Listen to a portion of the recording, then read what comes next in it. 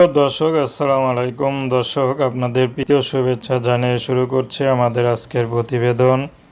তো দর্শক আজকে আমরা এক অসহায় মেয়ের গল্প তুলে ধরব, যার নাম হচ্ছে আকলিমা। আকলিমার বিয়ে শাদী হয়নি। আকলিমা খুবই হতদরিদ্র পরিবারের মেয়ে।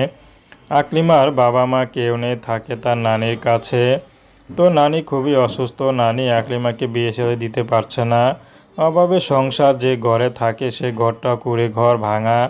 তো এত হতদরিদ্র পরিবারের মেয়েকে কে বিয়ে করবে? তো আকলিমা এখন শেষমেশ ইউটিউবে এসেছে, যদি ভালো একটা জীবনসঙ্গী পায়। তার কোনো পছন্দ নেই, যদি কোনো লুলা খুড়া কোনো প্রতিবন্ধীও তাকে বিয়ে শাদী করতে চায়, আকলিমা বিয়ে শাদী করতে রাজি আছে। যদি তার তিনবেলা ভাত তার কাপড়ের দায়িত্ব নিতে পারে, সেই মানুষটি যেমনই হোক, বয়স্ক হোক আর বিবাহিত হোক, তাতে কোনো সমস্যা নেই। আকলিমা পরের বাসায় কাজ করে যা পায় তা দিয়ে কোনো মতে সংসারটা চলে। তো আকলিমা যে টাকা খরচ করে বিয়ে দিবে সেই অবস্থা নেই।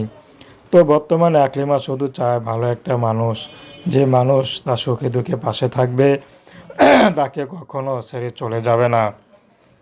এমন একটা মানুষ পেলে আকলিমা বিয়ে শাদী করবে। তো দর্শক, এ ছিল আকলিমা জীবনের সংক্ষিপ্ত জীবন কাহিনী। প্রেম, ভালোবাসা, সাহায্য সহযোগিতা, বিয়ে শাদী করা একান্ত আপনাদের ব্যক্তিগত ব্যাপার। আসুন আমরা ৫ ওয়াক্ত নামাজ পড়ি, দেশের সেবা করি। আসসালামু আলাইকুম।